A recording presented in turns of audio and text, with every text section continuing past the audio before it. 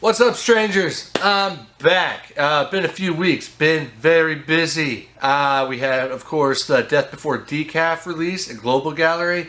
That went really well. Working on batch number 2 of that now, making a couple minor tweaks based on feedback I've got from people.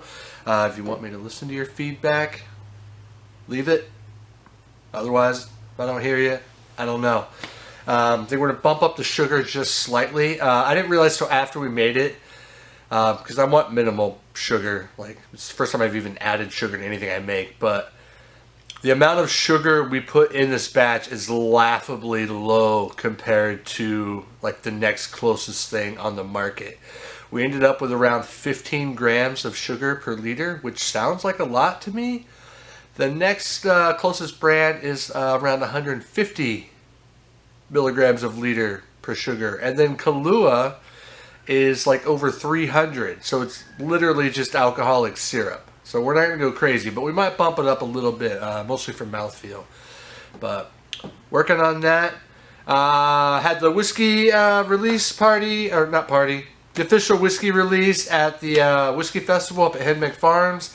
That was great. I talked to a bunch of people, pretty much just talked to people non-stop for 5 hours that day. That is available in the shop, and I'm looking to get that out into stores after the new year.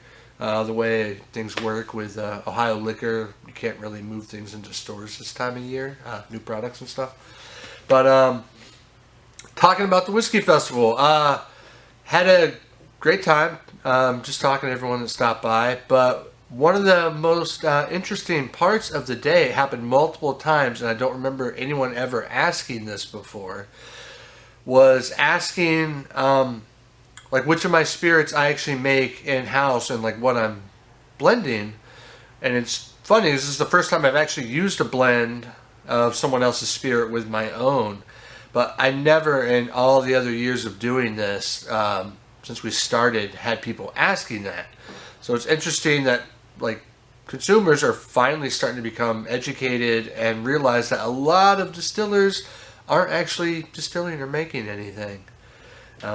It also ended up with me doing a lot of clarification, because Sling & Stone is the first time I've used a blend of outside whiskey with my own whiskey. And I already broke that down, how it's going to change batch to batch. It's always going to be very bourbon forward. But yeah, it was a positive thing to hear people starting to realize that, but it's also incredibly frustrating that I've been, screaming this message for 10 years now, to know where your whiskey's coming from or any of your spirits, and for people to just be more clear about that. And people are finally starting to ask those questions and realize that a lot of these craft whiskeys on the market are really just bulk whiskey from MGP and such, with fancy labels and a whole lot of marketing behind them. That's not to say some of them aren't doing cool things with the way they blend and like putting a lot of effort into blending different types of cask and whiskeys, but people are finally starting to realize what's going into the different things that like we do and such. So that was cool to hear. Other than that, tomorrow's Halloween. Happy Halloween. I was going to do a fun like B-movie trailer kind of video, and I didn't get around to it, and then I opened up Facebook today and saw Watershed did exactly the thing I was thinking of doing, so they beat me to it. Oh well. I got something else in mind though, kind of piggybacking off of that.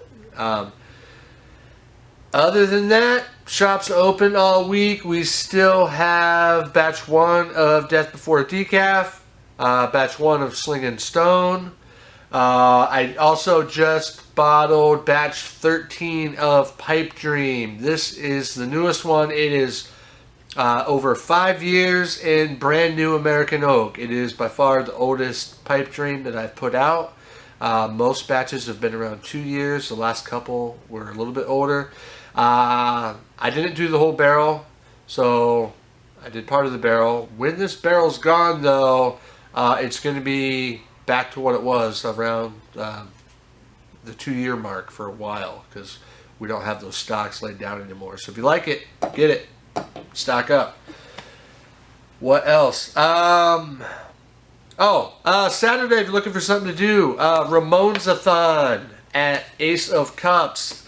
My band, Ted Danson, we are playing Ramones and Misfits songs. There's 10 bands total. It's going to be a good time. And we are also sponsoring the costume contest.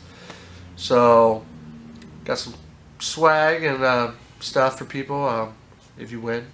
And we're trying to do some drink specials with Ace of Cups for that with the new Death Before Decaf. So come out, good time, Ramones, Misfits, punk rock, Halloween.